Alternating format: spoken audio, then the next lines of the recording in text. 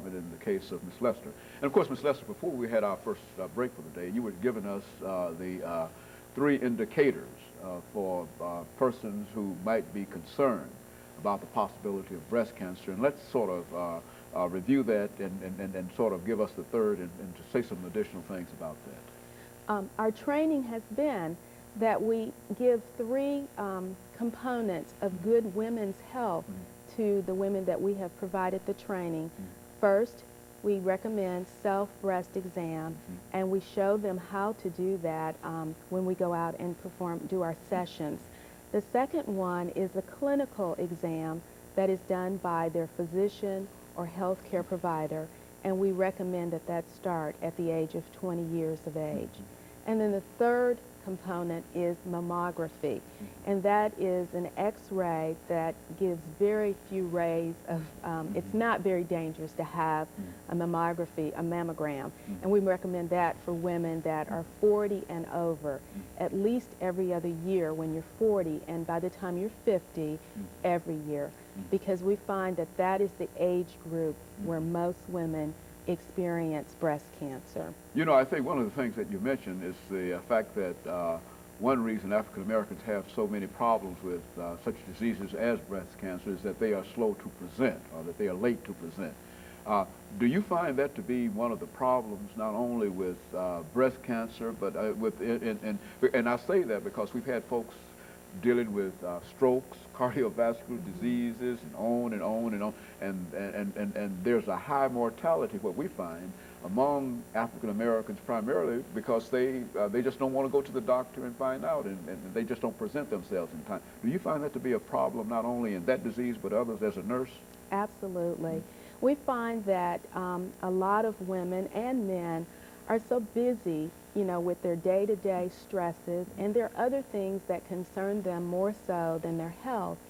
And we're just not in the habit of going to physicians for a yearly exam. For many years, our insurances did not cover well visits to the physician. It would only cover if you had an illness. Now that the HMOs have come along and the managed care facilities, they will cover those visits for physicals. And we encourage anyone that has any type of insurance plan to take advantage of that, because any disease can be managed and possibly cured if they go ahead and have it detected at an early stage. Very good. You know, Mr. McClellan, I think one of the things about the sickle cell disease that you mentioned about 3 different times when you were talking about it was the pain that is generally associated, which is, I think you also said that this was the hallmark, really, of the disease. Talk about that. I mean, what has been done in order to help deal with that as an issue, with the pain issue and with some of the other, and where is the research in reference to that at this particular time? During the entire time period I've been at Meharry, I've seen the different trends come and go in terms of treatment, possibility of a cure, and you constantly see in the paper that someone has developed some new compound to fight sickle cell disease.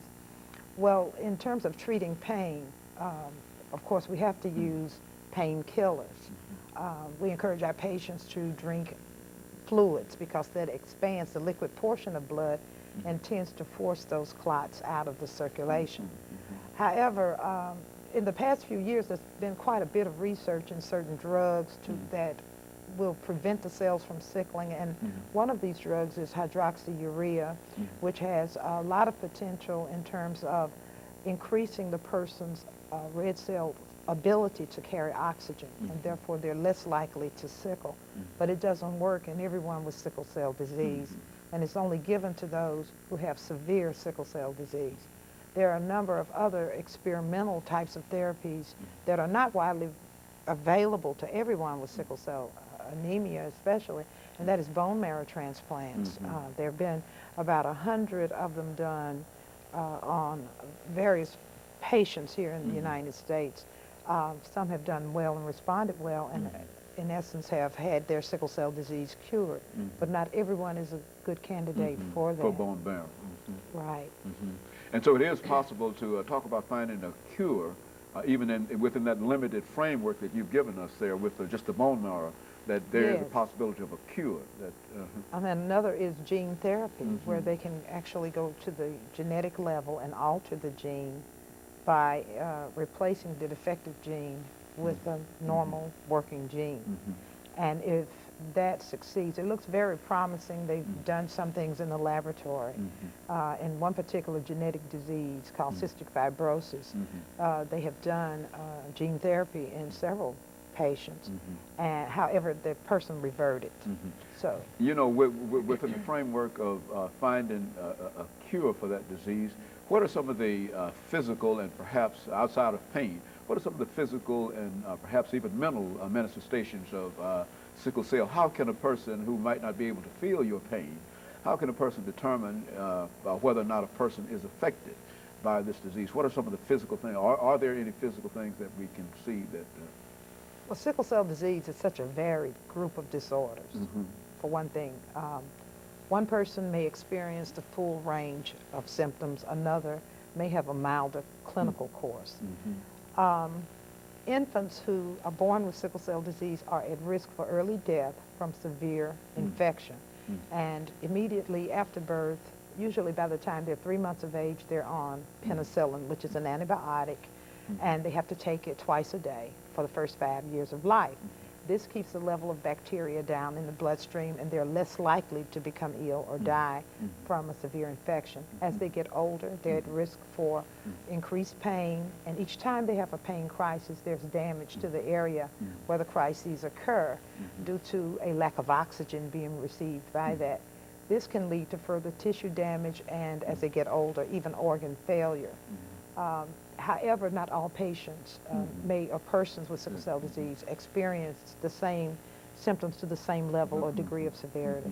And so the one thing that sort of characterizes it all is this whole idea of pain, that if you have it, you will be impacted by pain. At some point, yes, if you have the disease. If you have sickle cell trait, no.